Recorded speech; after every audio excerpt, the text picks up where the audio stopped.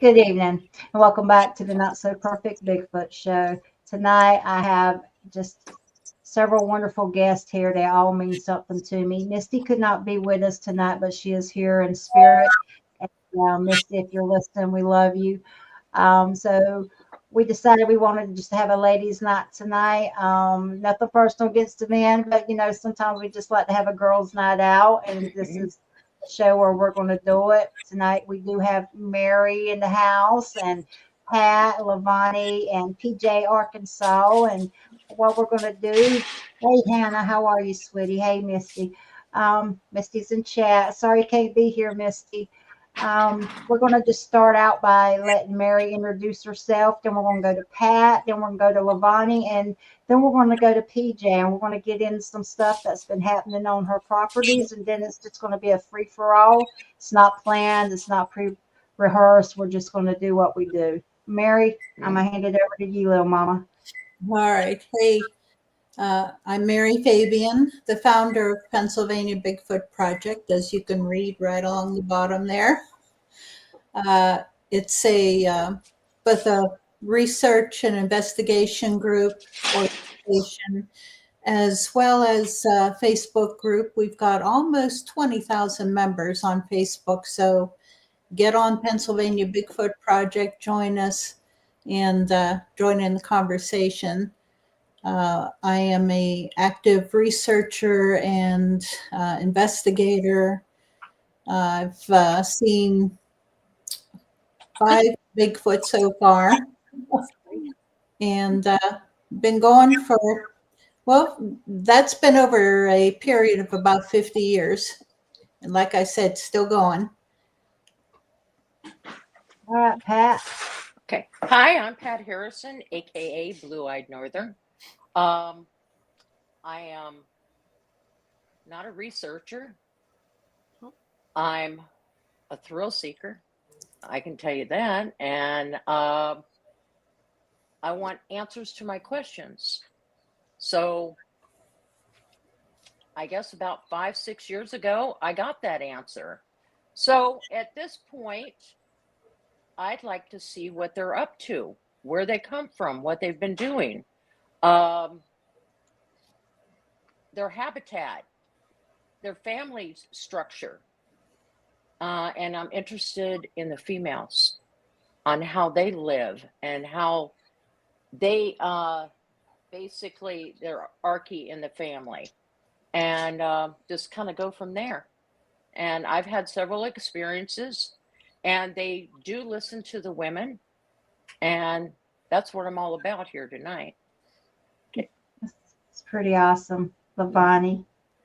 Hey everyone, I'm Lavone. I am with the, oh my gosh, I can't even think tonight, PA Cryptid research team.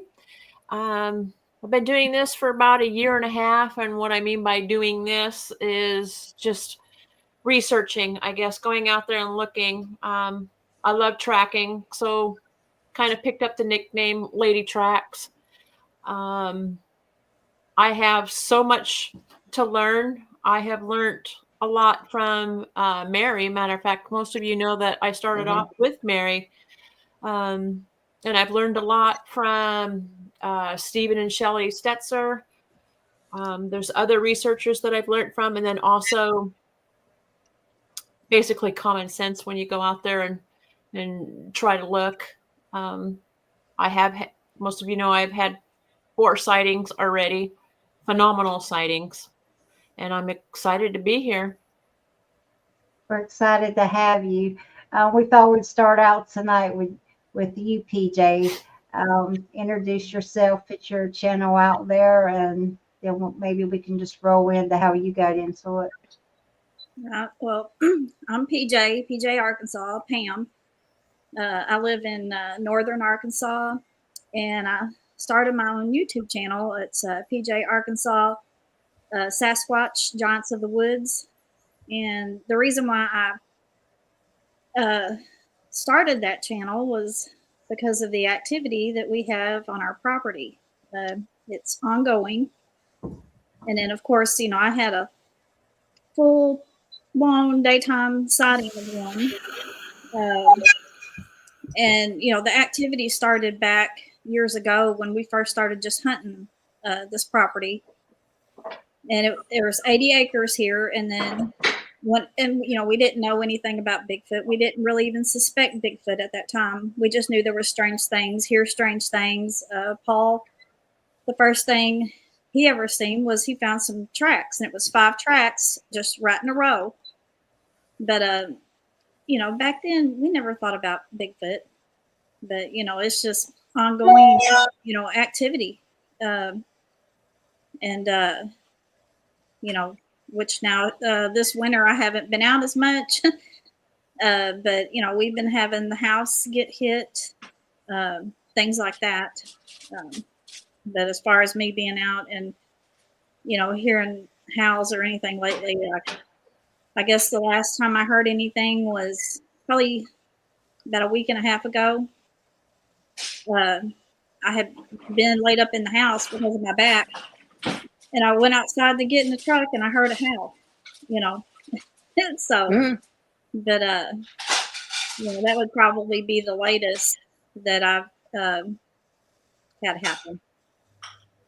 But you also hunt too. No one wants on your property now, going out into your land, and when you hunt, do a lot of things make sense now?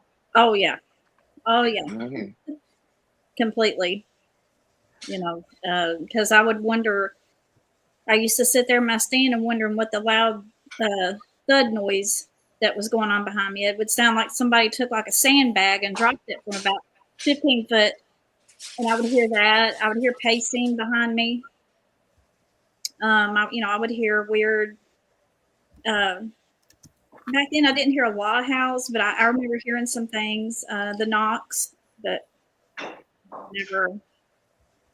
I was on your channel the other day, and you have the perfect habitat. You were going down your driveway, and I'm like, I'm waiting, and I'm waiting, and you're still driving, and you're still driving, and I'm waiting, and I'm waiting. And it's probably the longest driveway I have ever saw. But the habitat is pretty incredible. Yeah. Now you had something that happened to you in the pool, and also you felt like you were being watched through a window. Well, now we found handprints on the window when we were building the house. Big, huge handprints, a lot bigger than any human. And then they were up at the top of the sliding glass doors, and then the house sits on a 2-foot footer. So you add that to the height of the sliding doors, and I'm assuming it was probably 7.5, 8 foot up in the air. Wow. And then when I went to clean them off, it was just like they were real greasy. So, but yeah, I mean, and then I was taking a shower and had something. I could hear something, and I stopped. I thought, what am I hearing? And then I heard it again. It was something tapping on my bathroom window. And then we have a propane tank that sits out behind the house, and there's been stuff go up and tap on it. So do you get the feeling that sometimes when you go out at night, you're just really uncomfortable? Oh, I feel even during the day, because when I had my sighting, it was during the day, and I've seen since I guess you could say the main sighting, I've seen them twice that I can say for sure since then. Can we go into those sightings? Yeah, I mean, do you want me to tell like the first sighting? Yes, yeah. All right, y'all, this one kind of gets me. I'm going to try to hold it together. We got you, Ma. That's right. But this was back in 2021. It was in June. And it's kind of a few-day process. I think it was on the 14th. That was on a Monday. I had went out and got in the pool and was just kind of enjoying the pool. And I was was hearing some strange stuff. I'd heard like this strange whistle that came from across the power line, and then a little bit later it was closer in the closer into our woods. And I had looked up and I seen something reddish brown sticking out of the woods, and and I laid there and I watched it and it wouldn't move. So I floated over to get a drink, and as I floated over, there were some branches that kind of blocked that area, and then when I floated back, it was gone. So I knew then that whatever it was able to move. That night or that evening, me and Paul sat out front, and we heard a knock coming kind of back in that same area. And then Wednesday night, we sat back out front, and we heard another knock. And then from the other side of the house, we heard it sound like a really deep, rough sneeze. And Paul got up and walked over there. It was too dark in the woods; you couldn't see anything. And then the next day, I went out to clean the pool, and I walked out of the house, and to the left, I got to walk past my car and down the driveway, and then we have steps that go down into the yard where the pool's at. Well, as I got almost to the steps, I heard a grunt come from my left. We're surrounded by woods. It was a really deep, deep grunt. And I stopped and I looked around, and I didn't see anything. So I went ahead and got in the pool. And back then I didn't have a deck. So all I had was this little tray that I could lay my water, phone, and I always carry protection out there with me. And I laid it there. Well, I got in the pool and I heard the grunt again. And, I looked around, didn't see anything. So, I started cleaning, and I remember hearing it sounded like metal hitting metal. And it come from back kind of in the direction where I had seen this thing on Monday.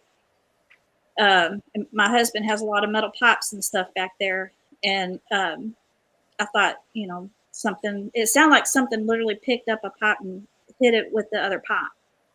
And then I heard what sounded like a limb either breaking and crashing, or just, I don't know. It was just a loud crashing of a tree, a limb.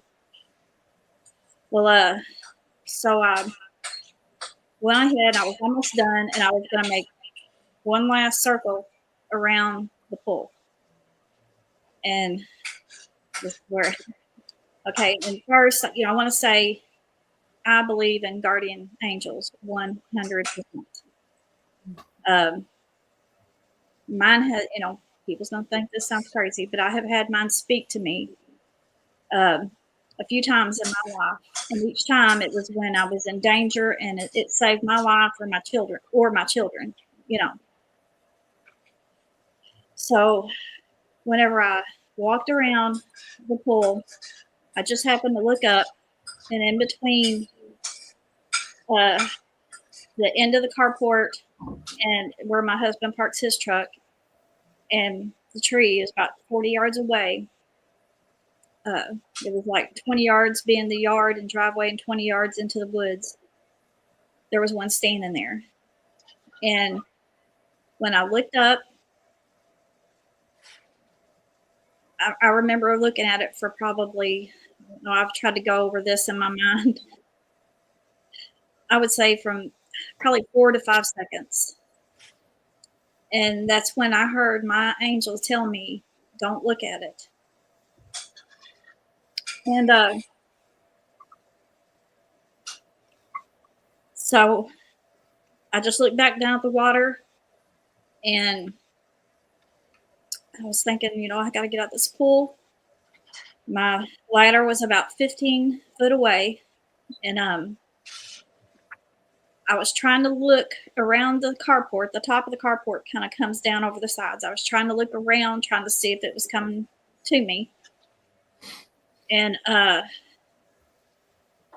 couldn't see it. I couldn't see anything. So I kind of backed up and leaned back. I couldn't see it. So I remember I turned and I looked at the ladder, and that was the last thing I remember. And then the next thing I remember is I was standing on those steps that go up to where I parked my car. And I can remember I was looking around, I was scanning, and it was like I was in a fog, like there was fog. And it was a bright, sunshiny day. There was no fog, but this is what I was seeing. And I just remember I was scanning, and I ran up the steps and went into the house. And as far as I don't know how much time that I lost, because I would always try to plan it out to where if I was going to get in the pool, I could get out and get in the house and get, rinsed off and, get down and get supper started before Paul would get home. Well, I remember I came in and I remember I went into the bathroom. I just remember in my mind, thinking, what just happened? What just happened? And when I come back down, Paul was coming through the door. And so if, the way I have calculated it is if I got in the pool like I usually do at the same time, there was probably 30 minutes to 45 minutes that I can't account for. And that freaks Wow. me. Wow. So you said something about you heard an angel speak with you, and that goes back to your faith and your belief. I do think that plays a big part into how we react to things. And I've heard many times that people have come, within close proximity of them, and in their moments of fear, they rebuke them, and or they say a prayer and they seem to back down on that. And honestly, I don't think you should ever apologize for your belief in angels or your belief in Christ, because it's a part of you and how you approach the subject. Yeah. And thank you for being bold enough and courageous enough to put that in there, because it does play a part. It's the main part for me, and that's one of the reasons why I get emotional. It's okay. You want to take a break? I'm good. Is because she saved my life before, and I really believe that day I was in danger. Otherwise, I wouldn't have hurt her. And because I remember thinking, I'm going to die. I'm going to die. And but the encounter terrifies me when I think about it. But also, I get emotional because of just God, and how I felt like she was, the good Lord was protecting me, and so it's kind of a bittersweet thing, I guess you can say. But yeah, I 100% believe that the good Lord saved me that day. I think that one had bad intentions. I believe that with all my heart. And the good Lord just stepped in and stopped it. So. Prior to that, did you know they were on your property, or was that your first confirmation of it? No, we'd found tracks in the yard. We had actually come home from church one day, and we used to have to drive through a creek. Now we can drive over it, but we had pulled off down into the creek, and Paul just stopped right in the middle of the creek. And I said, "What are you doing?" And we looked down the creek, and you could see this huge, big black arm. And it was just a splash of water back and forth, back and forth. And it was literally, the water was coming like 3 or 4 foot, out of the creek. But we share, and the road that, what you was talking about earlier, the road that I was on there, we share with more people that live back here. It's a private drive. That's not our drive. Our drive is at the end of that. But anyways, the lady that we share the driveway with, she was pulling out of her personal driveway. And we was blocking her way, so she couldn't get out. So we had to pull up and pull into our driveway so she could get through. And and poor Paul, he was like, I don't know what that was. I don't know what that was. And I'm like, no, you know what that was. And it took him about 2 days to finally say, Pam, that was an arm. And it was black. Wow. So you kind of had an idea. Mm-hmm. I mean, we'd had so many things happen prior to this, my sighting that had happened that, we would think, what else could this be? That your mind does not want to wrap around a Bigfoot, you know, um, that, after seeing it, it totally blows everything else out of the water. I mean, there ain't no more second guessing for me. When you finally come out about your experience, how did people react to that, PJ? For the most part, people have been really nice. I actually have a friend, and she had a sighting back when she was a little girl, um, and she helped me too. You know, but for the most part, I've been treated really well. I've only had a couple of people tell me, "You did not see a Bigfoot," and I'm like, "Well, then what did I see?" It's only because they don't believe. So. I agree. Did you ladies have anything you wanted to add to that? Either the encounter or the angelic experience she had and the voice she heard? I do.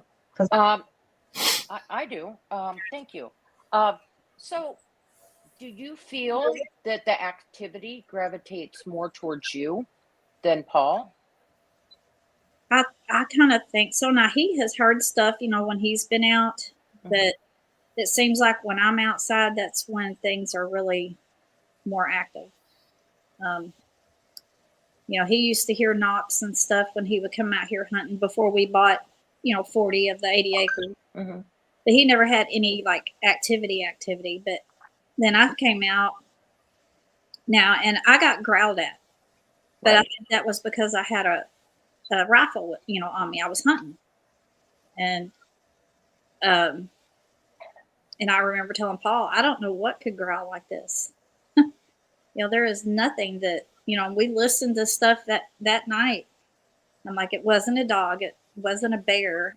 It wasn't a mountain lion. I said, this was way too deep. Mm-hmm. But I think it was because I had a gun, so. Right. I noticed, I mean, I've watched your channel and listened to a lot of your stories. I stay up with you. Mhm.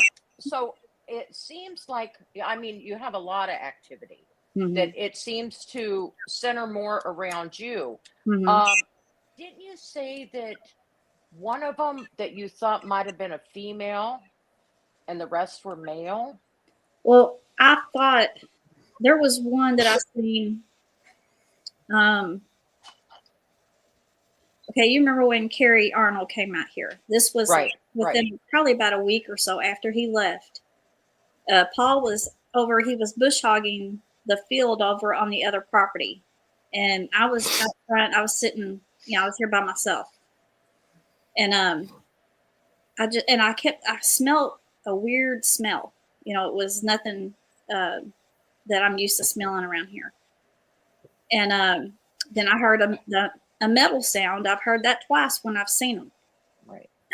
And I was looking over in that area, almost in the same area where I seen the reddish brown one. And when I looked over there, I could see it was a grayish color, like a ash gray.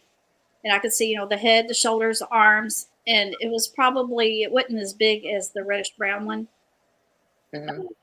But when I looked over there, it just dropped. I mean, it was so fast, like an elevator, but super fast. But for some reason, I just got the feeling that it was a female, and I don't know why. Right. I think because it was smaller. I mean, it could have just been a juvenile. But that's just my feeling. And I know you can't base evidence on feelings, but I don't know. That's just kind of what I felt, was that it was a female. I think that there's probably a juvenile here, just by little things that's happened. It would make you think that it's something that a juvenile would do. Mm-hmm. So how many do you think you have on the property? Possibly, just a guess. I don't know. I mean, we've seen with your tracks and things like that. Well, I've only found a few tracks. That's what's crazy now. Right. when Carrie was here and he was outside, I was in the house. He heard 5 howls come from, or I say howls, I'll say vocals, come from 5 different directions. And he texted me and he said they're howling, or so I can't remember what he said. And when I walked out the door, I caught the end of one of something, and then I heard 2 perfect whoops. And he was just standing there, you know. And then he had forgot to turn the camera on, and he was started fumbling trying to get the camera on. But you know, That happens. And then after that, there was some other type of vocal. But he had already heard 2 before I came out the door. And he said they came from all different directions. They were just surrounding. Yeah, like a roll call. I've Yeah. experienced that. Yes, I understand. Okay, I have one more question, and I'll leave it to the ladies to get in on it. Okay, on the orbs. Mm-hmm. Now, do you think the orbs were connected to your divine intervention? Do you think possibly it was connected to your angels, or the Sasquatch, or whatever is out there? You know, I don't know. I mean, I've seen, well, I seen one here one night, and this thing had a tail. It looked like a comet, just how a comet is shaped. Right. Paul has seen one in the different window, you know, up high on the higher window, and it just disappeared. When Carrie was here, we recorded. You know, he recorded some of this stuff. We seen him in the power line. But now I know Paul's sister came and stayed with me when Paul went bear hunting. Mm-hmm. We had something really weird happen. You know, if you're looking at the front of the house, from the inside to the right is a window, then the whole front is glass, and then to the left is another window. Well, I hear this weird. It was like whoo, whoo, whoo. It wasn't even like a real animal, you know. And I looked at her. I said, "Did you hear that?" And so we were sitting at the table. So I got up and I walked over to that window. I was looking out the window, you know, and then she was saying something about the cat. Oh, the cat had taken off running as soon as it's done this. Like there was something over there. And then a few minutes, and then it wasn't, I don't know, probably 30 seconds later, she said, "Well, there goes your cat. It set off your security alarm." But nothing came up on my phone. And it didn't even dawn on me until about probably a minute later. And I said, "What do you mean?" I said, how did you see the cat set off the alarm?" She said, "I saw your light come on." She said, "Didn't that light up that whole window?" And I said, "No." And I showed her what my security camera light does. She says, "Oh no, this lit up the whole window." And, you know, so there was some type of light with this, you know, something going hoo, hoo, hoo. And then a little bit after that, on the same side of the house where we caught, or she saw the light, I didn't see it because I was looking out the other window. We hear whistling. And I mean whistling. This was not a bird. This was whistling. We both jumped up and ran over to the window. And she's like, "Oh my God, Pam." And but she even seen an orb go across the property. We was sitting out front, and I didn't see it. I was looking at her, and I mean, you know, so I mean, I don't know. Okay. All right. Thank you. You're welcome. Lavone, do you have anything to say? No, I don't have no questions. Her and I spoke like on the phone and stuff, and I'm just fascinated with everything. But then I also feel for her because this is her property, and you know, she lives with these things every day, and I can just imagine her anxiety when she wants to go outside, and I mean, you can't even go alone anymore, right, PJ? Or no, I mean, I don't deer hunt by myself. Now, I have made myself during the summer when I open the pool. I make myself get back out there even when Paul's not here, because Okay. Uh, Yeah. Good for you. Good. I'm terrified the whole time. It's not like I'm enjoying it. I mean, I have to get out there and clean it, but Yeah. I make myself. But as far as going deer hunting by myself like I used to, I'll go sit in my stand by myself. But as far as being out here completely alone and hunting, well, no, I don't do that anymore. So That's pretty courageous. Yeah, PJ, have they done anything threatening towards you that you could tell? I mean, I've been hunting, like there was one time, and like I say, threatening, like the one that I saw that day. I never heard him make a noise. The only thing I could see moving on him was the hair hanging off his arm. It was blowing in the wind. Mm-hmm. But it was the way he was standing. He was standing almost like in a charge position. His arms were kind of bowed out, Okay. and it was just because of, I heard my angel say, "Don't look at it." And why? I think if I would have kept looking at it, or if I would have started screaming, I Yeah. think it would have came down there. Oh, yeah. But as far as any other like threatening, I mean, we've had trees that go over. I've had that happen while I was hunting. Mm-hmm. One day there was 3 trees that went over, Wow. all in one day. Yeah. And I don't know if to take that as a threat or what they're doing. I mean, but I think the thing about that is they're letting you know they're there. Right. They're letting you know their presence. I think I'd rather hear the trees crashing than to turn around and see one a few feet away from me. yeah. Well, I was hunting, and this was after my sighting. This was not this past year, but the year before. I was sitting in my stand, and it was getting dark. And Paul had rode the 4-wheeler up to the very top of the power line and was hunting up there. And so he was just going to come back down and pick me up. Well, it was getting, pretty dark. And then behind my stand is cedar trees, especially to the left of my stand. You can't see through there, even with all the leaves off. Those cedar trees are so thick in there, you can't see. Well, I was sitting there, and all of a sudden I heard something take this big, huge, deep breath in and then just let it back out. And I was like, you are kidding me. I was terrified.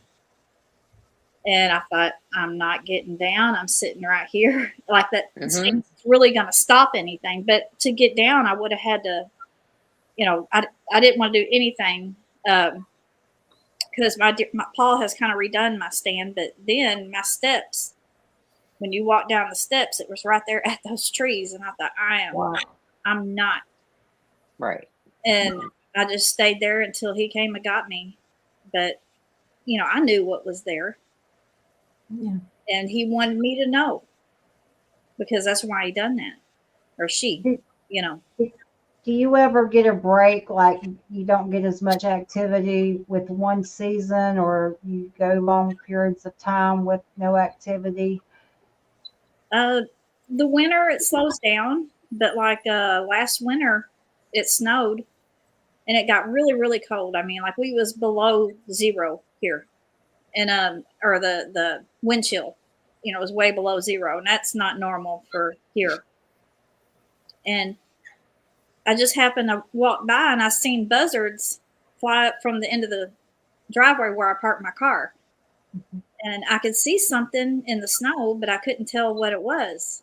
And so I got dressed, got my boots and stuff on, and I walked out there, and it was a little deer. It was that year's baby.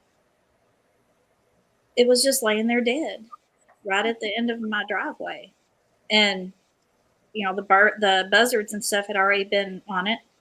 But as I was standing there looking at it, then a knock came from over there, kind of by where my deer stand is.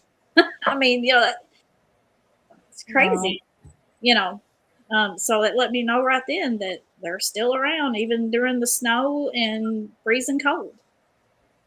Do you keep a calendar, like a log or something, that you mark down times and dates? I used to, but Mhm. things have just gotten so busy for me. Yeah. Uh, Because I would suggest doing that because it'll help you to keep track of them and any patterns that Yeah. they'll show. I lived through the same thing that you're going through for 12 years. mhm. Yeah, I know. I know what you're going through. And all I can suggest is don't show your fear. Mhm. Tamp it down. Trust in God. Mhm. Put your faith in God that He's there to protect you. Yeah. God is there. He set His angels around you to protect you. Mhm. Take strength in that. Mhm. And don't show fear. Be strong towards them. As a matter of fact, and it's worked for me. I've rebuked them. I've hollered at them. I scolded them. They run. They Yeah. run from me. Well, That's I've good. actually, there's been times like if I was here and I was going to go out and get in the pool and Paul wasn't at home, I'd be like almost sick because I'm forcing myself to do it. Yeah. And I would walk outside and I would get that feeling and I would just tell him, look, leave me alone. Leave me alone. And I would rebuke them. And, anything evil or demonic, I would, rebuke in the name of Jesus Christ. That's the way I deal with it. Yeah. And it makes me feel better, Yeah. So, Mhm. and I've actually been in the pool before and felt that, I don't know, whatever overwhelming feeling just engulfed me. And I just have to start praying, and start rebuking and it'll leave. And I can't say that's them, but, but I would have activity going on. So, Mm-hmm. I do have a question from Misty. Misty says, PJ, do you ever try to communicate with them mentally? It sounds crazy, but it's almost like a dog that is bigger than they think. They play rough. You have to let them know to calm it down. She says it worked for her. I don't really want to communicate with them mentally. I don't want something getting in my head.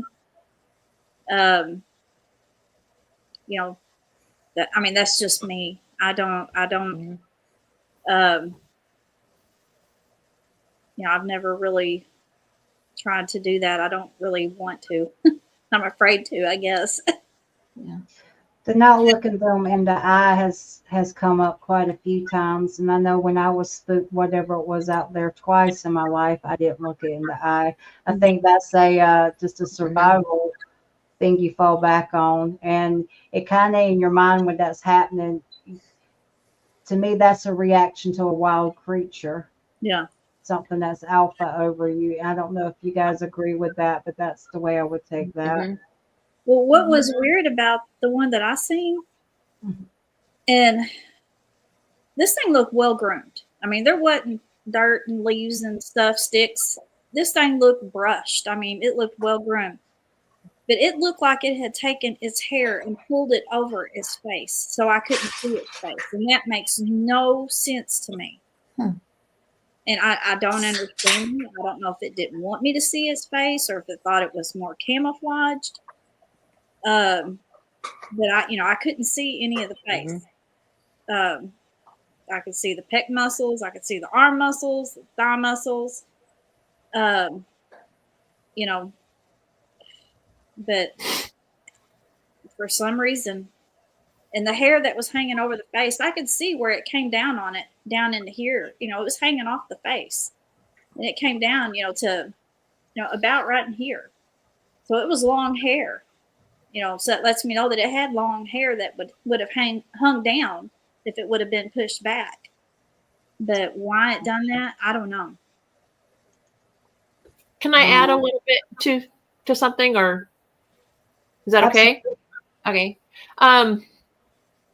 Just from what I've known since I was a little girl and in Montana and stuff with camping, and what I've learned from like the Native American girl,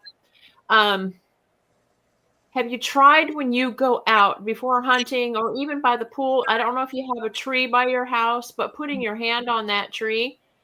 And I mean, I know you can still, pray to God, but it's not going to hurt to put your hand on that tree and thank Mother Earth for everything and ask for protection and just take control.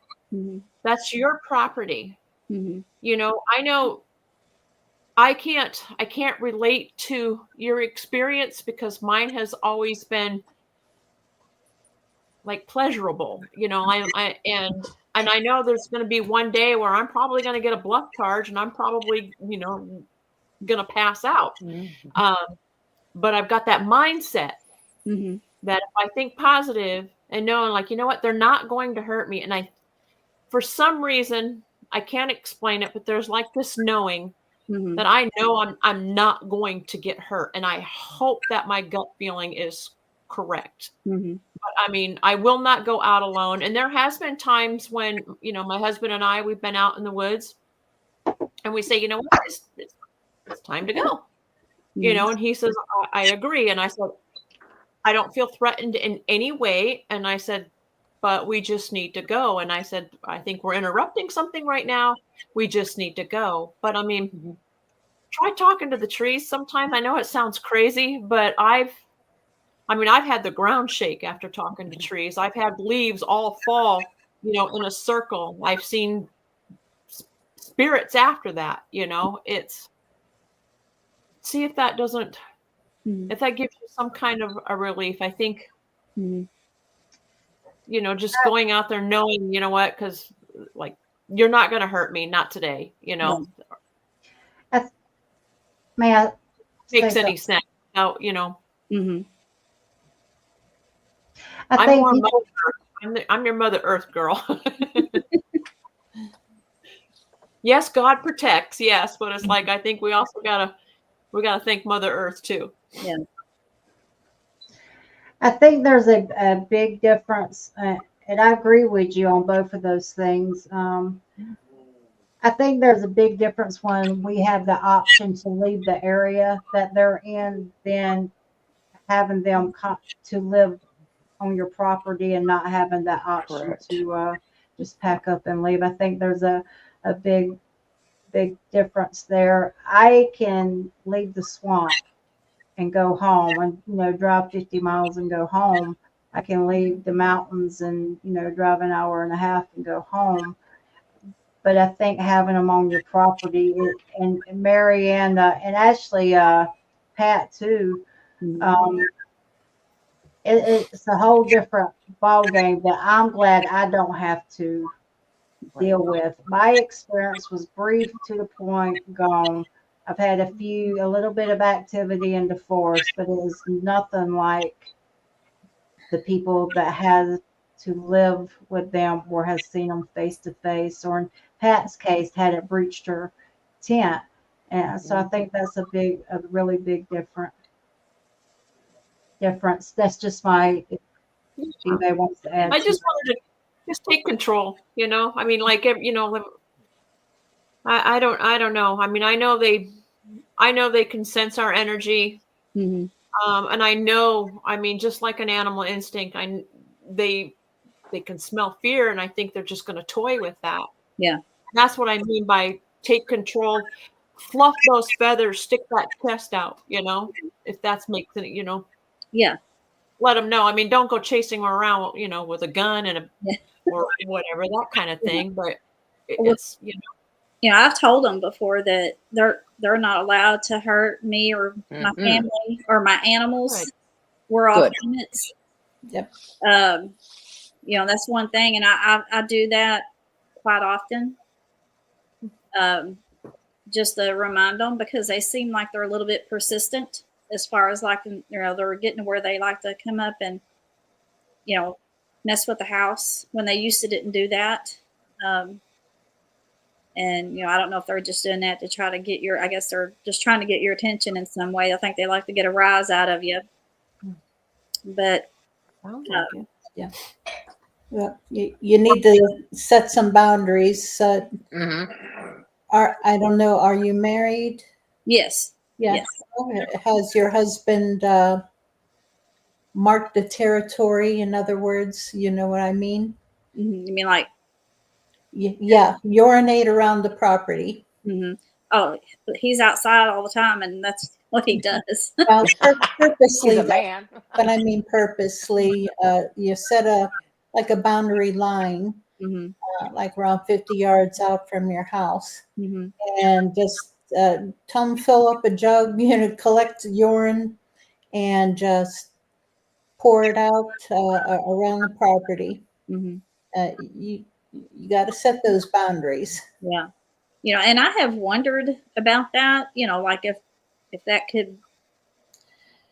It may work, it may not work. It just depends. You know. Another suggestion is do target practice in your backyard. Oh, we do target practice Yeah. out here, but And motion sensor lights. well, I got 2 security cameras. I'd like to get a third one, but I don't think our Wi-Fi is strong enough to reach, where I would want to put the third one. But and they have when something goes in front of it, it sets off a light. It's a flashing light. So okay. Yeah, I would suggest any motion sensor light around 1,000 lumens and above. It may, just delay them a bit. The one, that kept coming around my house, he learned how to avoid setting off. Is what they'll do. They're smart. Yeah. Well, see, and I think that's what's happened here because our daughter was here. This was last year, and something hit the house opposite of where the camera was, and so we all heard. We was all sitting here playing cards, and we all heard it, and so I turned the camera to that direction, and then it wasn't but a few minutes later the house gets hit in the other area. So they knew that I had turned the camera, and that's an intelligence, but that's also them being as aware of the surrounding as you are and being watchful. Yeah. It's kind of scary, but it's a fact. I did have a question. Jean says, what if they knock on the house just to let you know they're coming through? What if it was that simple? And that could be all it is, letting me know that they're just, and I don't, how do I say this? I know I've heard stories of Bigfoot saving people's lives. I'm not, and I don't think they're all out to kill everybody, but I think that one, that day, he had bad intentions. And I think he let me know this year he's back. And I'll tell y'all that real quick. Paul had went down the driveway to cut a dead tree.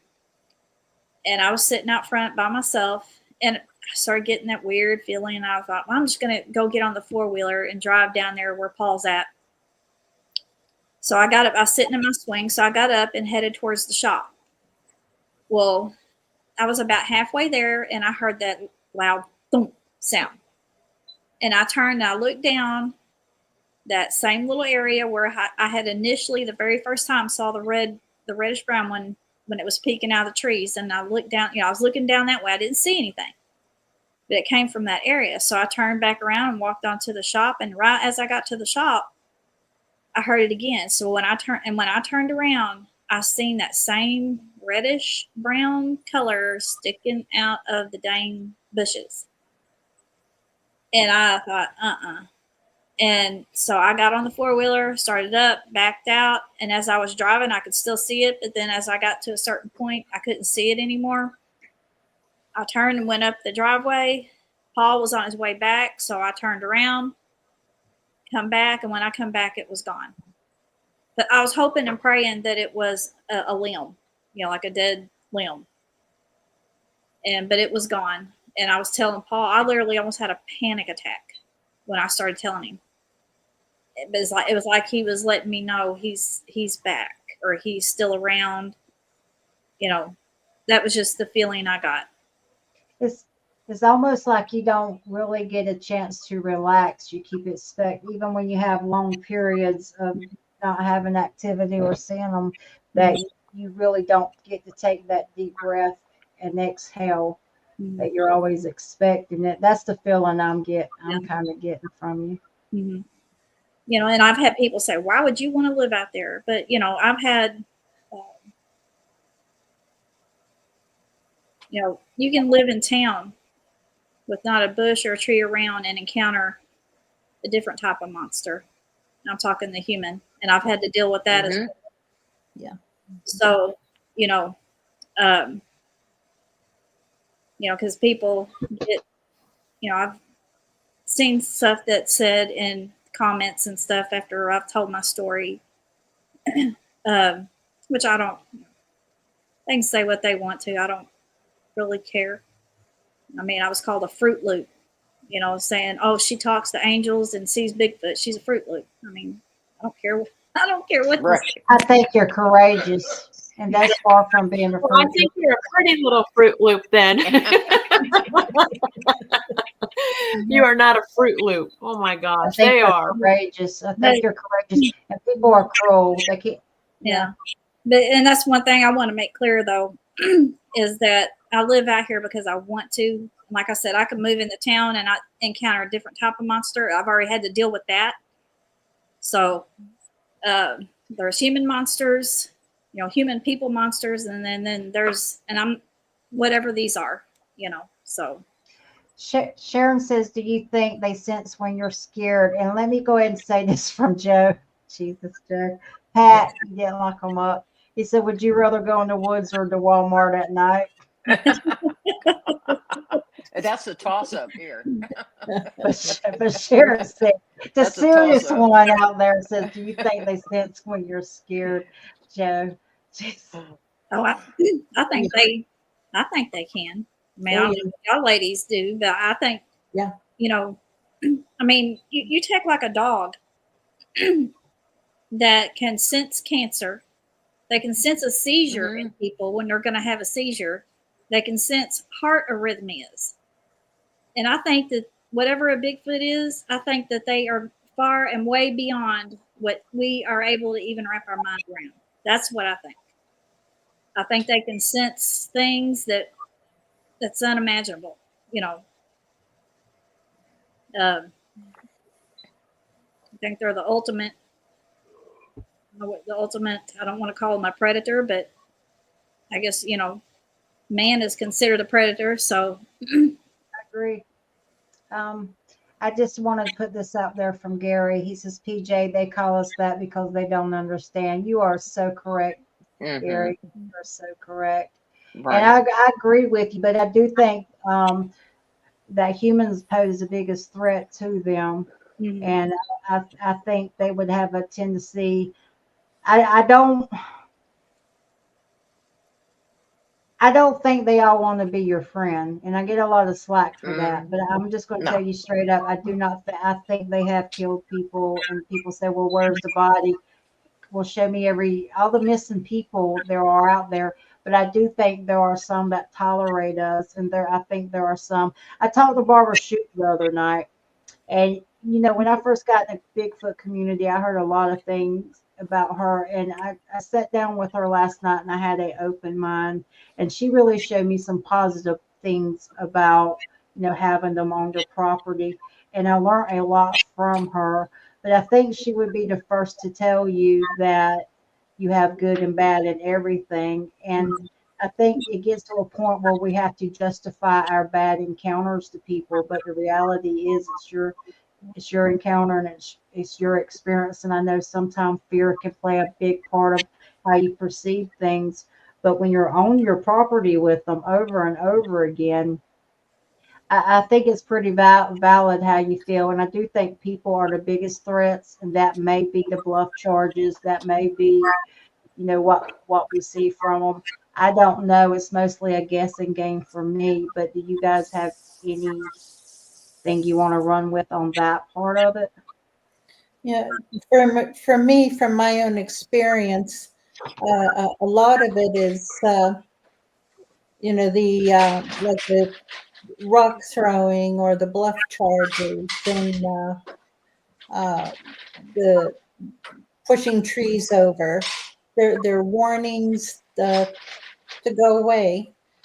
They may be hunting, or you may be getting too close to where they're nesting. And I try to teach respect.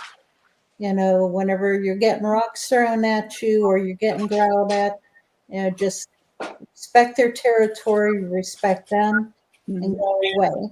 But they also have to respect you. And I know it's hard whenever, you've got this huge monster growling at you, pushing down trees. But don't show your fear. Yeah. Take faith in God. Mm-hmm. Take faith in God.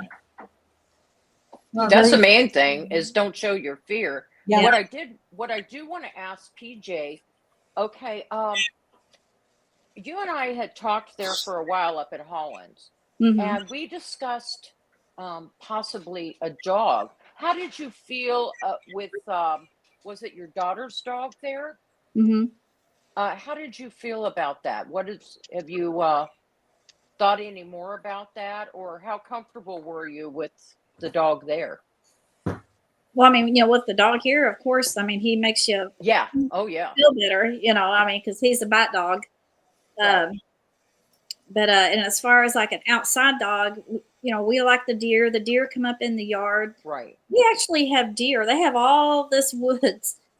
I looked out there one night and there was 13 deer laying in my front yard. Just laying. protection. They were a safe area. And because we have a yard light there by Paul's shop and it lights up the whole front yard. And they was laying in there. I'm like, and that happens quite often. But we don't want to lose that. So that's why I don't really want a dog. I have a cat. Now Okay. I watch him. I can watch now. And there was one thing, it was about maybe a month, if that long before my sighting. Paul had went outside and he would always go out and feed the cat in the morning, and the cat would jump up on top of the lid of the barbecue grill. We have like one of those big flat grills that has a lid. Yeah. He would always jump up there. Well, when Paul come out, the cat come running around and jumped up on the splitter, and he was looking out kind of in that direction to where when I was like hearing the whistles and stuff. And he said the cat started just growling. He said, I have never heard a cat growl. And he said it was just scanning the woods, growling. I mean, this cat's around deer, other dogs, other cats. I've heard that, my cat and other cats kind of go at each other, but it's been around possums, raccoons. I mean, and Paul said whatever the cat was seeing or smelling, it had never smelt or didn't like, so, and that was just one thing that he thought was really weird. Yeah, he said that the cat's growl was like really, really deep. He said he said it sounded like a dog. And then the cat kind of ran back around and then ran back and was looking again out in those woods towards the creek and just growling. So there was something there that it had never, come in contact with. Have you ever found any scat that was like really large or abnormal? I haven't. Have you? Any scat that seemed abnormal? No. I mean, not around here. Now, his brother found some on one of the rivers, and he said that it was the biggest scat he's ever seen. Yeah. How about abnormal, like creatures that you found deceased with maybe their legs broke or their necks broke, or have you had anything like that? Now, when we was hunting the property before we bought our 40 off of it, actually kind of right in here where we built our house, and then a little further to the, I guess you'd say the north, it was super, super thick in here. I mean, it was so thick you couldn't even probably move around. But we was we had a 4-wheeler trail, but we found a whole bunch of deer bones. And I mean, a lot of deer bones. And now we see last year we seen 5 different deer with broken legs. Now, and then something that weird that happened is I climbed up in my deer stand one day, and there was the whole spine of a deer laying in my floor of my deer stand. Wow. I was like, what in the world? You know, me and Paul, I think we had maybe we went up there to check it out, getting it ready for deer season. That's what it was. And then, and there laid a spine, you know, and I thought, well, you know, I guess a bobcat maybe. I don't know why a bobcat would climb up, and you'd have to open the door to get into the stand. I don't see it. But then whenever deer season started, which was like within the next probably week or two, I climbed back up in there, and there's that spine back up in there. I have actually saw, actually, this was the other day. It was Les Strauss, where there was the spine of an animal that was leading up to what could be a possible nesting site. So that kind of makes sense. I do have a quick question. Squash and Holler, hey brother, thank you for joining us. PJ, do they approach y'all with the wind in their favor?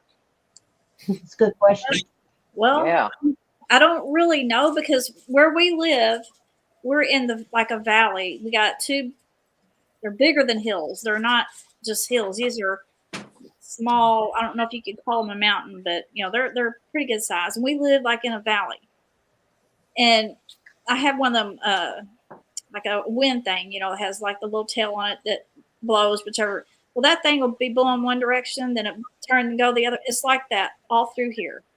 One minute the wind's blowing this way, the next minute the wind's blowing this way. And I don't know if it's because the valley, because we've got 1, 2, 3 hillsides coming off right to our house. And even when you hear like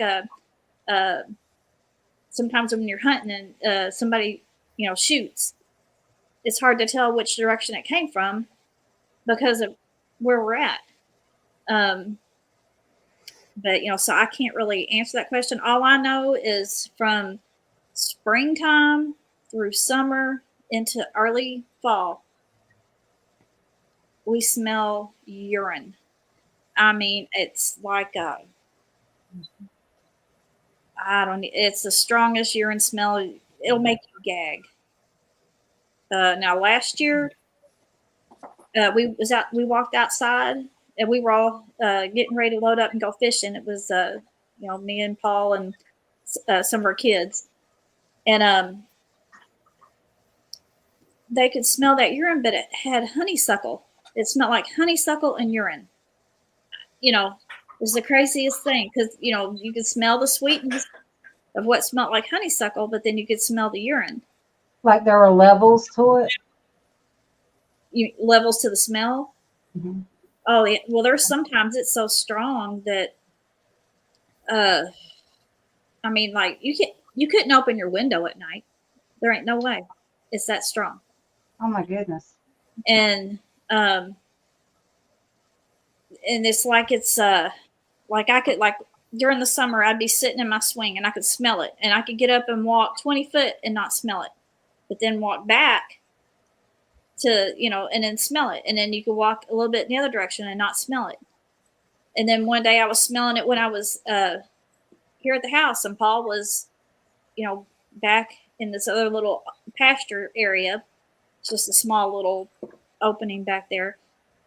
And I walked back there, and I didn't smell it the whole time. You know, once I left from up here by the house, I didn't smell it. And then I got down there and I started smelling it. Again, PJ, get your husband to mark the territory, because that's what they're doing. They're claiming that as their territory. Get your husband out there, and, you know, this is your home. This is your property. Claim it. Joe says PJ, a black light will expose the location, but I also had another one here that said Oh yeah. So TKB, are there any caves close to your house? Not that I'm aware of. But as far as like crystals, this whole hill, Right. uh, every rock you pick up has like the sparkly stuff all in it. Just about every Mhm. rock, especially if you go up on top of the hill behind the house, every rock you look at is just covered in them little shiny, I guess it'd be crystals. I don't know. Hmm. And but it's, whatever that is, it's all over the place out here. So, and then we also have a spring. It's not on our, it's on the other 40, but it's probably 200 yards from the house. There's a literal spring coming out of the ground. Then we have the creek in the front yard, and then a river that's left less than a mile away. You have everything they need. River, Squash and Holler says, I marked my territory beside Flat Rock's tent. They went nuts about 30 minutes later screaming. Yeah. I think that would be probably different if maybe a female did it. I don't know. What advice would you have? Okay, PJ, if I moved into your house, you sold me your house, Mm-hmm. what advice would you have for me now? Not later, and Mhm. all you've gone through. Where are you with this now? Pray. That's And my main thing is I pray and I have faith in God, okay. and I try not to, you know, I just try to live my life as normal as I can, and that's another thing, because I've often worried, what if it got so bad out here that we couldn't live out here? If it got that bad, we would never be able to even sell this property. I wouldn't even want to sell this property to somebody. What if somebody moved in here that had little kids? There ain't no way. Mhm. When I had a couple of girls come out, or it was actually them and their husbands come out, and they wanted to go off out here in the dark. I'm like, no, no, no, no, no. I said, we'll stay right here in the light. But I felt this need to protect them, even though I'm terrified. I felt this need to protect them, and that's how it is. Even when I have when family comes out, I'm scared that somebody's going to do something that's going to make them mad. So far, they haven't. There was one night we was burning a big brush pile, and Paul had invited, some of his brothers, and they brought their wives, and some nieces and nephews came out, and we was sitting there, and I looked at my sister-in-law, and I said, "You hear that?" And she said, "Yeah, what was that?" I said, "That was a knock, and it come from my right." And we was sitting right at the edge of the trees, and everybody else was kind of over here to my left. She got up and moved. Well, then it wasn't 5 minutes later, and me and her were the only ones that heard that one. Well, then about 5 minutes later, one came from the other side. Everybody heard that. Well, then when they started doing that, or when that happened, everybody started whooping and stuff, and Paul stopped them. He said, "No, Mhm. that does not happen here." He said, "We got to live here." But That's right. as far as telling somebody, like, you just try to live your life and pray. That's all I know to do. Um, there's not anything, I don't, there's not You, anything extra that I do to avoid uh, not making them mad. I just try to live my life.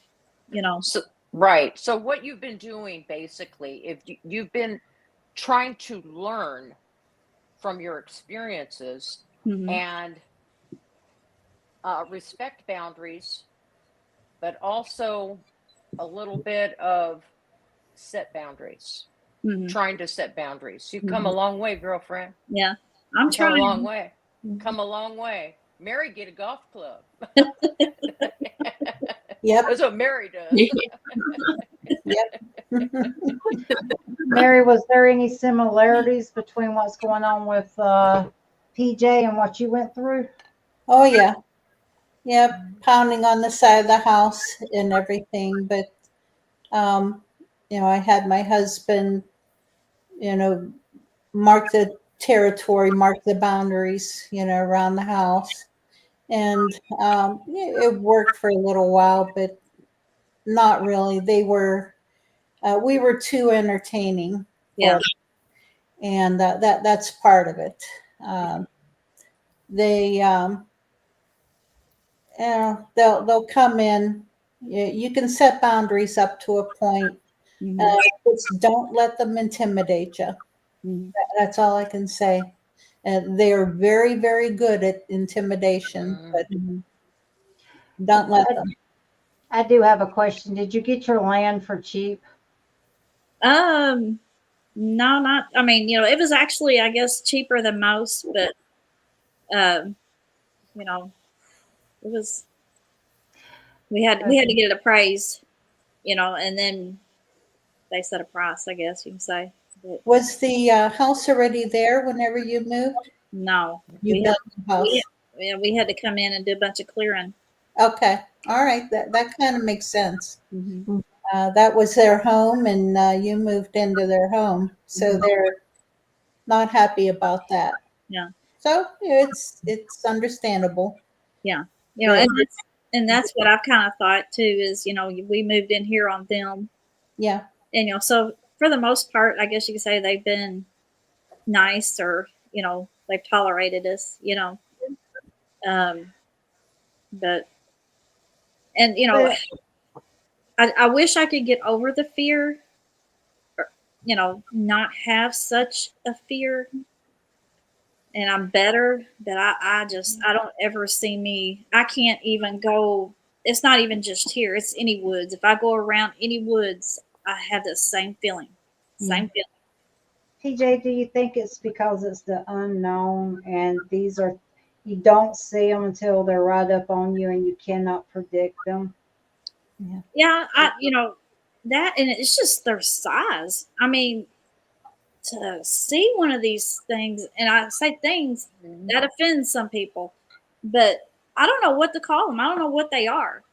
Um, and it looks like a monster to me. That's what it looked like to me, was a monster, and um, but it's just the size of them. I mean, it is completely blows your mind. And then, PJ. Oh, sorry. Keep going. oh, Let me know when you're done. I was just gonna say, and to know what they could do. If you done the wrong thing, what they could do. You know, um,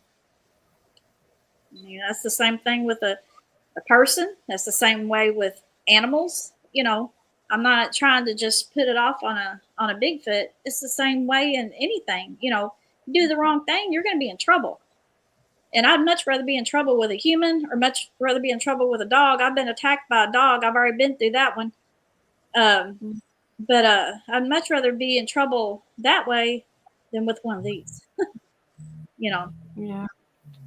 PJ You wants to, mentioned that one that you had, that you saw at the pool, and that your guardian angel, was this a massive, he was massive, right? And Yeah. just full on just evil. Have you ever thought, I mean, I don't know. I've heard of gugwees, Mm-hmm. and I know, some people say if you ever seen a gugwee, you don't make it. They're Yeah. considered base eaters. But then it's like, well, then how do we know what is a gugwee if Yeah. everybody who's met one's never made Yeah. it out alive? So Yeah. I'm just wondering if you that like that one that you just got that gut feeling, Mhm. and I'm so thankful that your guardian angel's with you.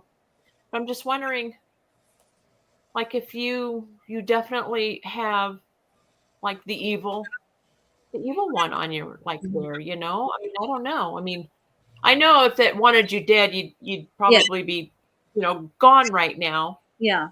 But You know. I Yeah. don't know. Yeah. I feel for you. I would never want to encounter something like that. Well, And and they go in the woods all the time. and I just think that it's kind of that way with it. Not everything's nice. You know, not Yeah. everything's good. Yeah. I mean, Yeah. in any species, when I say species, I'm talking about like your dogs, your cats, the things that you can kind of have a relationship with people that want to have or try to have a relationship with a Bigfoot. You know, and I mean, you got your horses. I mean, some of them's mean, some of them's nice. I mean, I think it's that way. I think there are some that just have that, in them to. Do And you, go ahead. no, go ahead. And I don't know, Kerry Arnold, he kind of wondered if maybe it had a crush on me. That was his words, not mine. That's what I was wondering, if do you think they have a breeding instinct toward Sure. Yep. and that may be taboo to bring up, but I mean it's a valid question. Yeah. But and that's what he said, I think that you have one that has a crush, is what that was his words to me. Wow, Just pretty by what he had experienced out here, and and what happened to me, that day. But I think.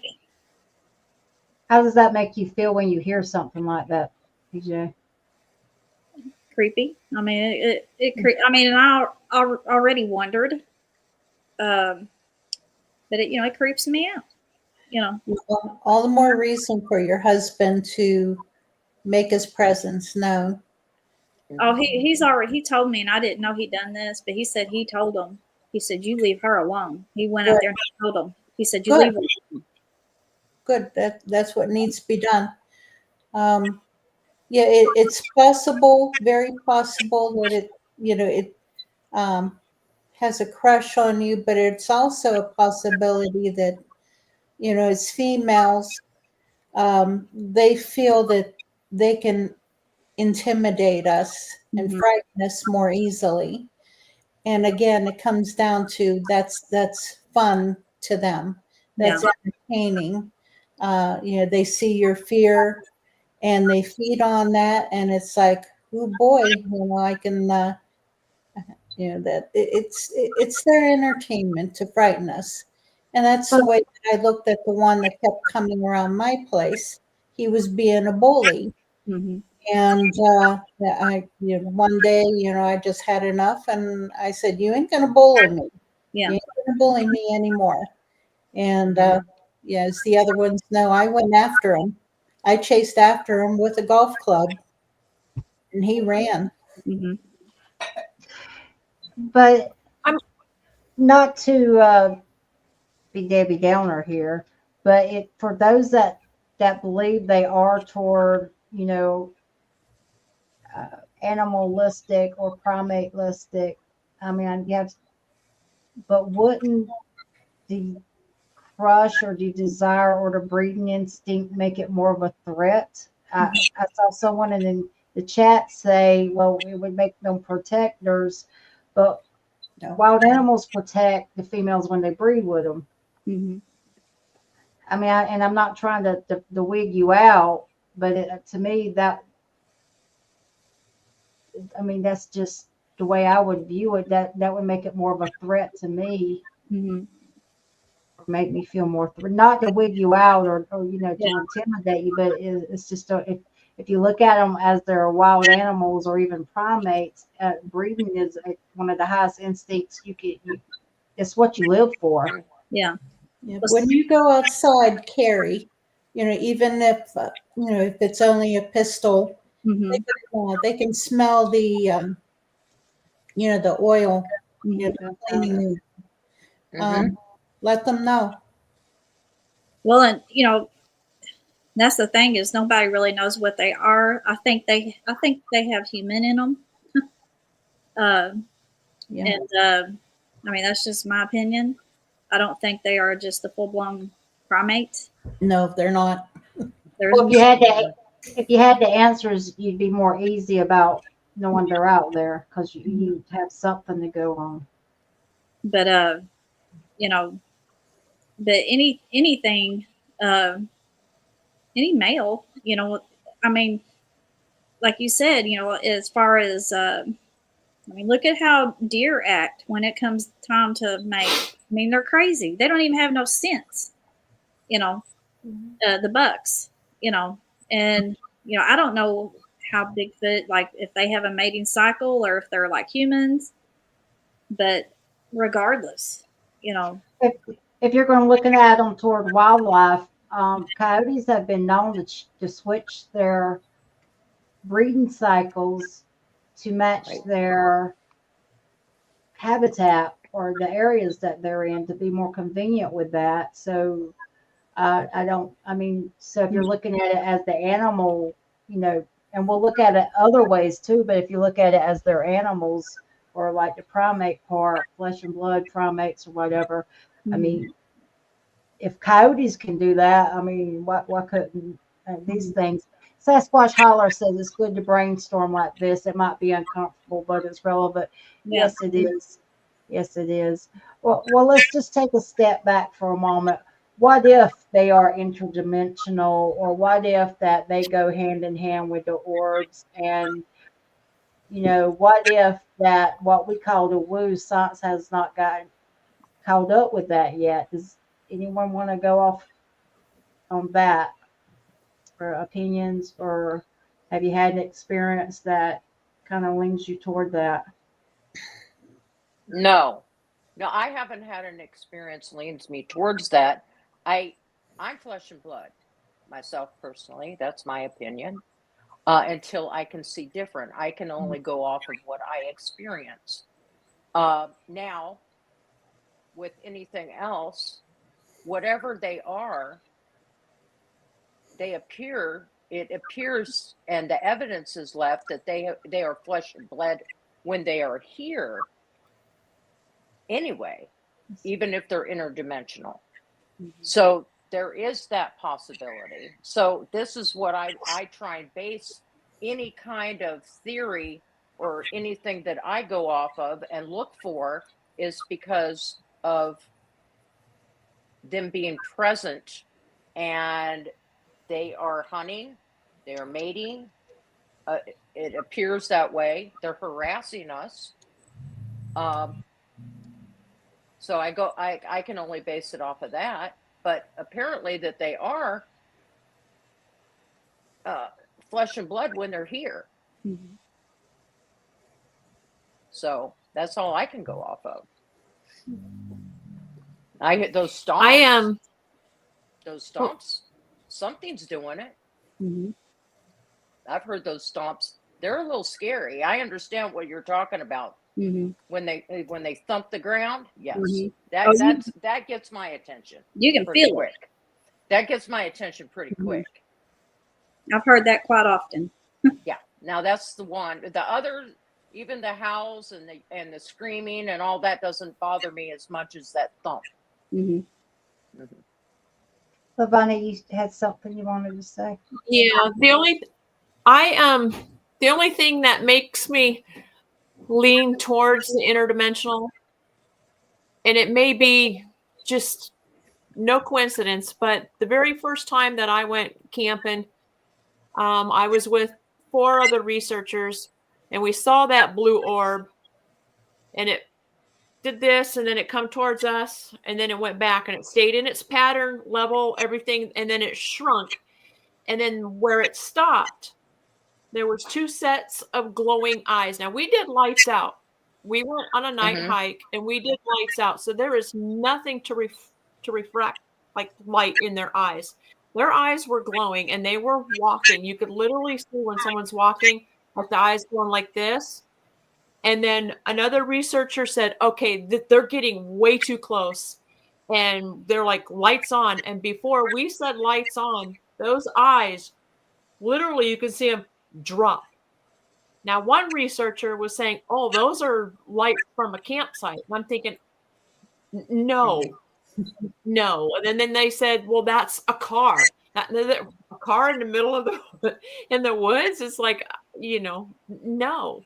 So is it Sasquatch, or was it something else? Is it something else acting like Sasquatch? I don't know. So I'm on the fence. And then when I've had one like right here in my face, I could feel its hair tickling me and I could smell like something sweet. And then I even said, okay, are you right here in front of my face? Like, what's going on? And then that all just dissipated. It was gone. The tickling was gone, the smell. So, and, is there something out there that's can act like Sasquatch, and then make us believe that they're interdimensional? Because I do feel when they're safe, when they are safe, they are flesh and blood, and they're around. And that's why I think they do feed off our emotions, our vibration, our energy, because you guys are getting to know me that I'm a character and when I'm out there in the woods. And the other person that I was with, she's a character. She's just full of energy. And just to have that encounter that we did, that was like right there within 10 feet, and they were just acting normal. They were just, sitting there looking at us. We're looking at them. But then they, not all of a sudden they're gone. It's like, where are they going? What's going on? So I'm on the fence. Well, that's kind of like me. If I am like diehard, they're flesh and blood. But then when I speak with someone like Lavone, you or Barbara, I start coming off that, and I'm like, I'm probably wrong. But as soon as I get around away from that company or that conversation, and I go back to what my experience was, I go back to flesh and blood. So you're allowed to change your mind as you go. Exactly. You're allowed to be on the fence about something. And I don't know. When I was having my activity and my experience, I knew zero about what was out, in the Bigfoot world, and the information you get from credible people.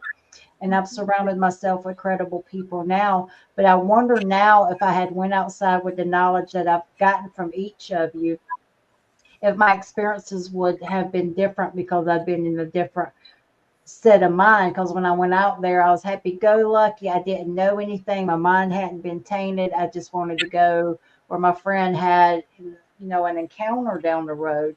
But had I known then, it has its advantages and disadvantages. I could have explored further. Maybe I would have went down that game trail that I saw, or but would I've had the same experience? Could they read my energy to where it's like she knows nothing, and they were really relaxed, and I got that activity? I don't know.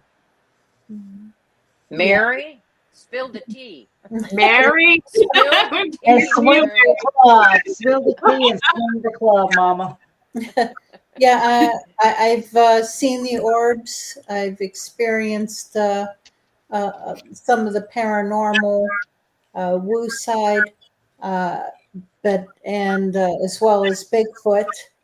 But as to the correlation, I don't know. Or the orbs, a form of energy that the Bigfoot put out? Is that them manifesting as something other than their flesh and blood body? Don't know. Not a clue.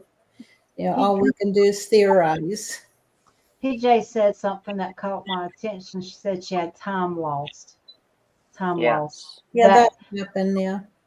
And I'm actually having someone on tomorrow night, and the correlation is owls, UFOs, and time loss. But I'm having it on a Bigfoot show because to me it kind of all goes together. When she said time loss, that kind of really hit me hard, because how do you know what happened to you in that time loss? How do you what causes that? It has to be. Yeah, part of that time loss could be from infrasound. Yeah. You get zapped. There's so many things, the ways that it affects the body. And amnesia is part of Heart it. palpitation, yeah. Yeah, Palpitations. things that happens.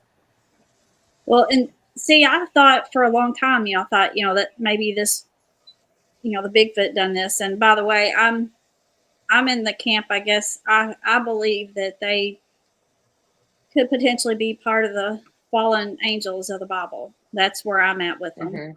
Mm-hmm. Mm-hmm. They would have to be a descendant. I think there's probably some that's more human and some that's, that's just where I'm at with it. But then about a year ago or so, we was sitting in church and our pastor was talking about that whenever the Spirit of God was in a place, there was a smoke. And it literally clicked in my head. There, he was talking about a scripture. I can't remember exactly what he said. I think there was like a tent or something, and the Spirit of God was there, and it was like there was smoke. And that clicked in my head, and I thought, well, could that have been what I was seeing? Did literally this ain't? I mean, and all this sounds crazy, but this is what happened. That I have wondered now if the good Lord literally had to step in at that moment, or the angel, and I wasn't supposed to see what happened, and that's why I have had different things go through my mind as to where the time went. But that day when our pastor said that, I thought, that, if the Spirit of God was present, then that could explain the Divine intervention. fogginess that I was seeing, Divine Probably. intervention. But it leaves you more with more Possibility. questions. But that's why I say it's okay to have your faith help shape your opinions and your beliefs of things, because even the lack thereof, people that don't have faith, the lack thereof, that even shapes their opinions. And I kind of feel like it leaves you with more questions than to start with, the more you try to figure it out. Mm-hmm. And I imagine that's probably tough for you, PJ. Yeah. Yeah, I mean, it has been, the time loss and not even remembering getting out of my own swimming pool. What happened? I don't know. I mean, did that thing come down there? I don't know. Or did an angel battle it out with it? All these crazy stuffs went through my head. And I don't know, and that bothers me. But I've just learned that all I know is the good Lord protected me that day. I believe that 100%. Mm-hmm. Nobody going to change my mind about that. And and he done it. It was happening for a reason, because I was in danger. I believe that 100%. And and I just move on. Try to. Joe Parker wants to know, did you feel different after that? I guess he's meaning, how long did it take you to kind of get back to normal? I think that's what. After the time loss. Well, and that's the thing is, when the next thing I remember, I was on those steps. I was looking around, and it was foggy. And I remember from that point on, I ran into the house. Now I can't remember step for step. I do remember I got in the shower, and my brain was going like 100 mile an hour as to what just happened. But pretty much the time that it took for me to turn and look at my ladder and then to be standing on those steps is what I don't remember. And then when I started coming out of it, I felt, or when I was looking around, I can, I've had to think about this over and over and over. And I remember the way I felt, it almost felt like coming out of an anesthesia. How everything's kind of groggy, That's what I felt like when I first realized, because I was like, I'm on these steps and I'm looking around, seeing this fog, and that's kind of what I felt like. But I wasn't like, I don't know how to explain it. Numb. I could move and everything. It wasn't like how if you woke up from a surgery and you can't hardly do anything. It wasn't like that. It was just the feeling of I don't, Right, like a brain fog. get bad. But and I was literally seeing a fog, but it wasn't foggy. I mean, it was a bright, sunshiny day. So what was this fog that I was seeing? You know, um, I don't And know. to me, I think that's when you turn to your faith for answers, and there's nothing wrong with it. Don't ever apologize for it. Yeah. When I'll tell you this, when one of my best friends here, actually, I love her more than all the world. She was having activity on her property. She's just down the road, probably maybe 20 miles. She was walking down her driveway in the middle of the winter and saw a large print in her driveway. And at the time, it didn't occur to her, here's this really mega large print in her driveway in the middle of winter. It didn't, occur to her that's a barefooted print there and all. That she started having stuff happening on her property. She looked across her horse pasture at one night and she seen one standing behind the barn. Now she saw the silhouette of it. And this is actually how we actually met on Facebook. But she invited me to her property to go out. We fought through the briars and slushed through the water, and we cut our way on the back of her property. And we come through an opening, and it was just like clear white sand, and we found like a three-toed track. It was like 16 inches long. And as soon as we found that track, I felt like my heart was about to beat out of my chest, and I had to sit down. I couldn't breathe, and I had never had that happen to me except for one time after that happened. It was at Raven Rock State Park. And I had to sit down like 30 minutes. I couldn't breathe. I felt like somebody was sitting on my chest. And I didn't know a lot about infrasound then. So I'm like, I don't know what's going on. I can't breathe. And she didn't know me from Adam. That was our first night out. But that happened right at that large track. And I wonder now if we got hit with something on that. Just Right. Well, I've experienced something like that, but it was at the edge of the swamp. I couldn't see it. It happened like 10 feet in front of me. And Lavone discussed it was like an energy is what it was. And you have discussed like the hummingbird effect. I understand that one. But what I had heard was like a pulsating. Like I said, I've told this many a times. It was a oh my goodness.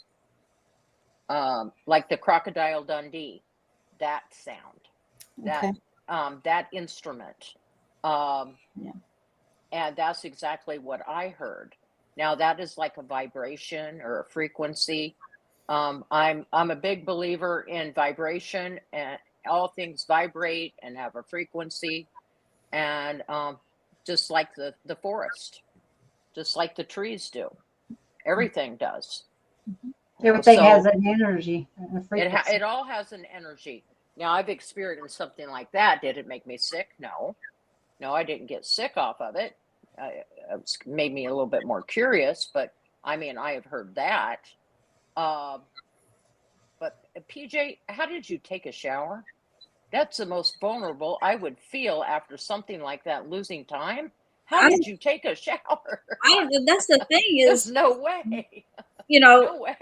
I just come in and I can remember I went up. My mind, I don't even think was. I don't know how you would get. You're the most vulnerable. That I would feel the most vulnerable as a woman, being by myself, and all of this happened to me, and I could just walk in the house and go take a shower. Well, I mean, I just remember. That's crazy. I thought, I need to. When I come in, my brain, I don't even think was even functioning the way it should have, because all I could think of was what just happened. What just happened? I just saw this, and I don't even think I was doing this stuff without even realizing, if that makes any sense. I just, that's what I always did, was I would go in, because I don't have a saltwater pool. Mine's chlorine. Right. Mm-hmm. So I wanted to, I always go in, rinse that off, and then and I think I was just carrying on with what I always did because I was in so much shock. It took me, I don't know, probably a week to come to grips with what I saw, to even wrap my mind around what happened. And it took me probably that long to even realize that I had lost time. I was so focused on Right. on what I saw that I wasn't even paying any attention to what happened after. And then I got to thinking, I thought, okay, because I told Paul, what I've seen, and we went out and done a size comparison thing and all that. And, but it took me several days. And I thought, where did my time go? What happened when I turned and looked at the ladder? What happened? And that's when I had to start putting that together with everything else. But I don't think my brain was even working right as far as, because I remember all that was going through my head was what I saw, Old Fart wants to see if you have Oh, said that. fart. Old Fart wants to know when you kind of got yourself together, were you wet or dry? Please. Old Fart. I don't remember. I Wow. had somebody else ask me that question before, and I don't remember. I don't because like I said, once I turned and looked at that, I remember I was trying to look for it, see if I could see it coming, because where this was at was like at about 1:00, and where my ladder was at was about at 11. So I was, not walking straight towards it, but I still had to go in that direction to get to my ladder. And I didn't want to be trying to get out and then that thing pop around the carport, And I was trying to look, and I just remember looking, trying to look around. And when I turned to look back at that ladder to head towards my ladder, that's it. Nothing. So, Well, I think it makes a big difference to each one of us too on your individual experiences. Now, PJ's was more traumatic for her. She was alone and isolated, basically. I was in a campground with several people, so mine wasn't, and I was looking for it too. So, and I went there for that experience, hoping to get that experience. So I think that might be a little bit of the difference in how I look at things today or how I react to things, because PJ has to live with them. I can go home. I can go out, just like Mary had to live with them. And Mary, I believe you still live with them to a certain degree. Yeah, different ones now, different area, but yeah. Right. So I think that makes a difference. How did Mary and Lavone, how did you react with your sightings? Your first sightings? Was it I'm traumatic? gonna Pat, I am not your average female. I don't scare that easy, and I don't know why. Right. And that worries me just a little bit. My husband, and it's not that I'm dumb or that I'm naive or, I'm naive in the Bigfoot world because I don't know everything. I'm just, but I've always been the one, if something bad is happening around the house, something scary, I'm the first one to jump up and go find out what's going on. So, I've been out horseback riding since I was a little girl, 9 years old, at night, and riding by moonlight. So it's kind of, and that's when I had my first encounter was, when I was 9 in Montana. But now, and then I've seen them, 10 feet away. I've seen them, 20 yards away. And the one that I saw 20, I was by myself. As a matter of fact, I was actually talking to it. And I even asked, can I take a picture with you? And I go turn around and I'm like, oh, you little booger. And I'm like, you moved. but I mean, I know I'm gonna have my moments. I mean, I've had knives up to my throat by humans. You know, I only fought, you know, like, so it's, I hope I don't jinx myself by saying that, but I don't mind walking in the dark by myself. I've always fed my horses at night, dark. I barefoot, go outside. I just didn't. Right. Mary, I want to know, Mary, how did you react? Well, Squatch and Holler has a question for Okay. Lavone. So, He wants to know, do you think riding a horse helped you slip up on them, Lavone? You know, I don't know. I know when I was 9, the horses, because it was the two of us, they did give us a little bit of indication that something was going on, but we thought it was the native boys on the res, like messing with us. Right. But you know, they got us home safely. That's all I know. when the Native American girl said it's time to go home, because I think she seen it and just didn't want to tell me, you know. And her father always told me, he says, you listen to her. She's older than you, and you listen. You know, and I always did. I always listened. But yeah, I think the horses were. I think if we were on foot, maybe it might have been different. I might not have be alive today. Maybe it would have taken me, because she was the first to leave. I was riding back by myself and still didn't know what I was running from. Like, what are we running from, until I got home and then seen it. The horse didn't spook or anything? Mm-mm. Wow. No, I had this. She would walk over rattlesnakes. Wow. Yeah, my first sighting, I was 11 years old, and you know, like Lavone, I'm a little different, but no, I wasn't afraid at my first sighting. It did nothing threatening to me.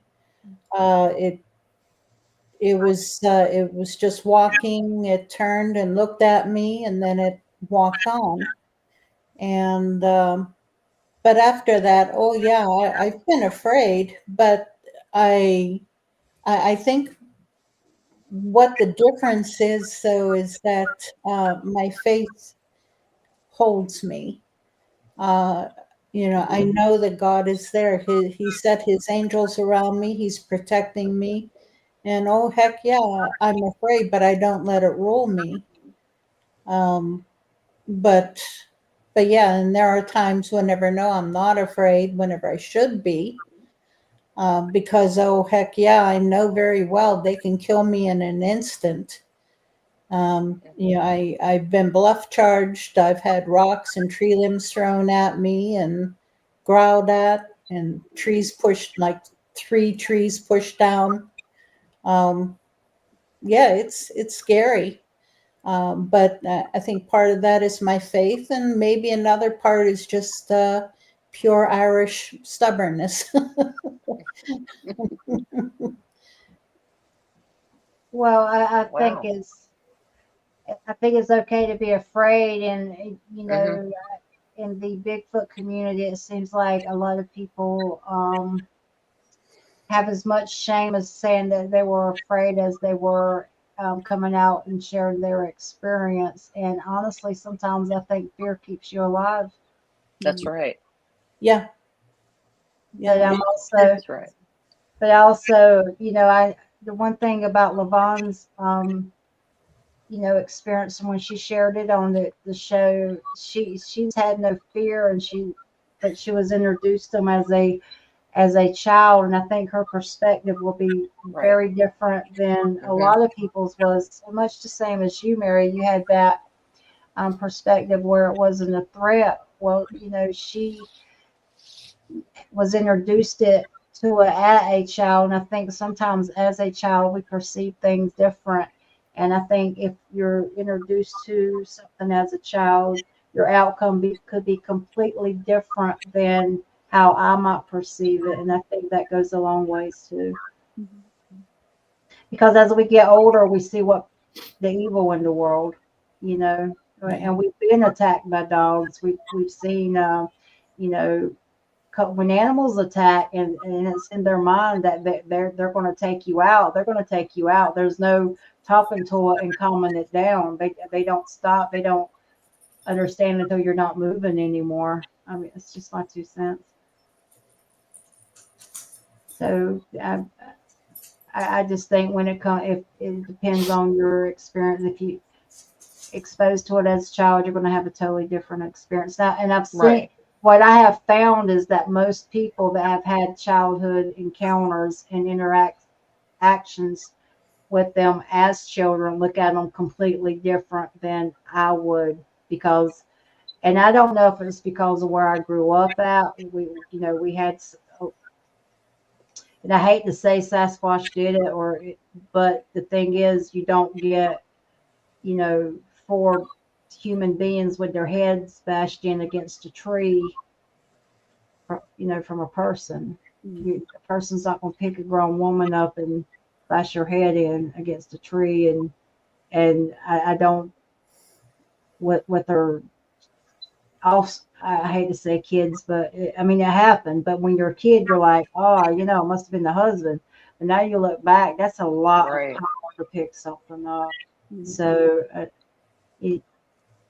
no matter which way you're going to go, I mean, we're all going to have different opinions. And I think tonight's a perfect example of how people can come together and which we talk a lot behind the scenes, but you can come together with different thoughts and ideas and perspectives, because none of us really have the answers. It's every time you think you have the answer to something, you know, you move on to something else. And one thing we were talking about in chat, even if you just approach it, because we were going to go this way, but I thought it would be easier for PJ to go into more detail among friends and the ladies that love her and care about her. And that's why I wanted to start off with her.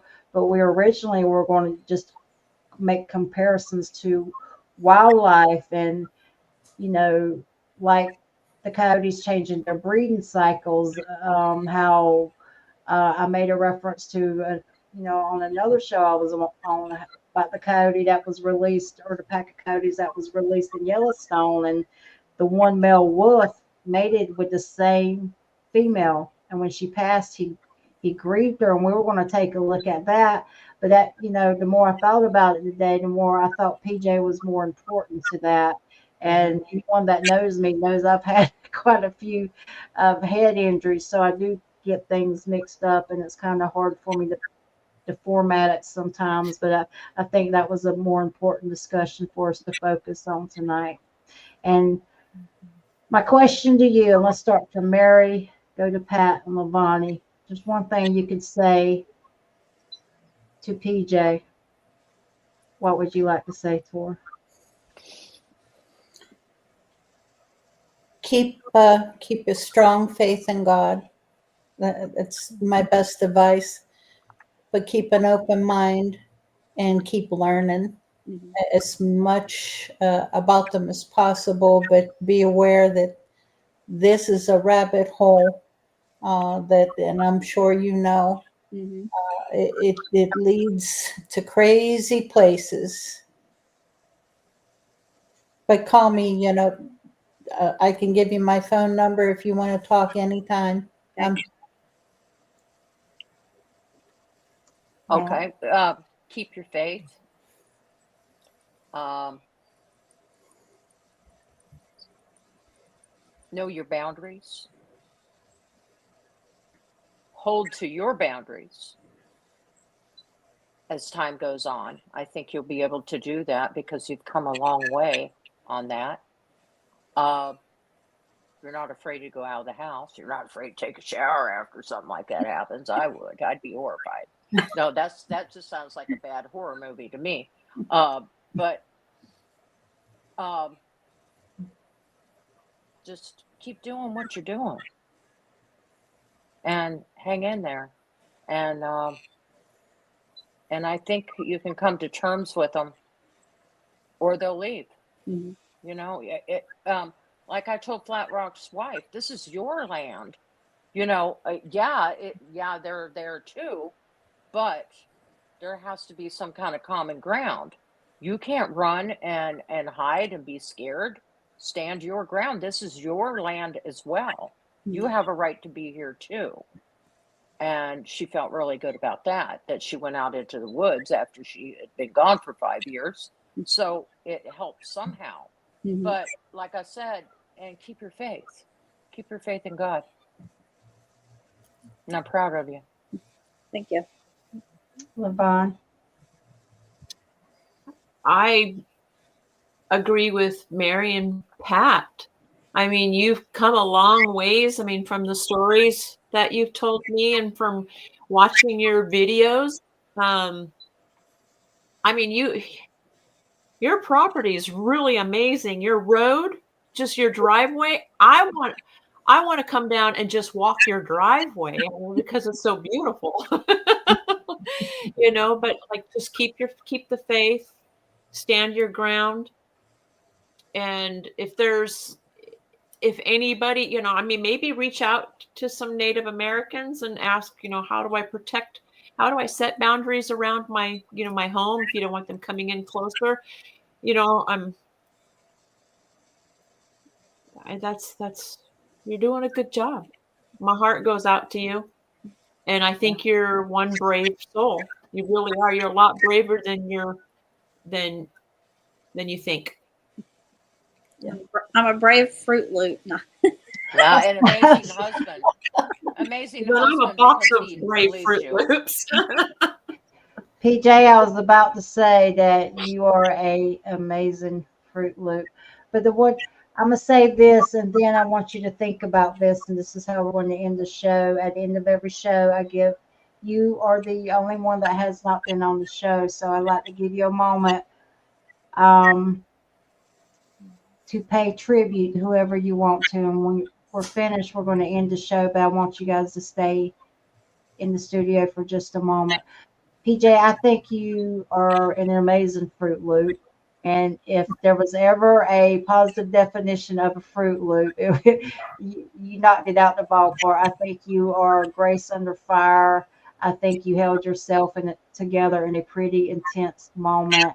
And I think what you have done, even though you don't have your answers and you're still trying to figure out what's going on in your land, you have done something really amazing with it. Your YouTube channel and your videos are amazing. But not only that, even when you're dealing with what you deal with on your land, you're so kind to people, and your faith and the community that you have built around you, that beauty in you shows so much. And if ever there was a definition to grace, that would be you, PJ. I would like to thank you for coming on. I would like to thank you for being a positive influence in my life, as each one of these ladies has been. None of us are perfect, but we all support each other, even when we want to wring each other's neck out. I want you to know that you're loved, you're amazing, and we have always got your back. And I would like you to always know that. And if Misty's here, Misty would say the same thing. And literally everyone in chat has said the same thing. I want to thank you for sharing your story, your experience. And we've all learned something tonight. And just chatting to you guys behind the scenes, I have learned a lot. And I think you're all pretty amazing. So, PJ, I'm going to give you a few moments, as long as you want, to pay tribute to whomever you want to. Alrighty. Well, first I want to say thank you to all you beautiful ladies here tonight. All of y'all are amazing. But first and foremost, my tribute would be to Jesus Christ and our Heavenly Father. Without Him, I wouldn't even know what to do. I get emotional every time I talk about Jesus, y'all. I'm sorry. But that's who that's the most important in my life, and then my husband and my children, because I look at it as when you put the Lord first, everything else is going to fall in place. And that's just the way I look at it. And there's so many good people I've met, through this community. All of y'all, I mean, there's too many to mention, but y'all know who you are. But there is one person that impacted my life in this community that I want to give tribute to, and that's Kerry Arnold, and his wonderful wife, Linda. That's who I want to, give tribute to outside of my Lord and Savior and my family. So.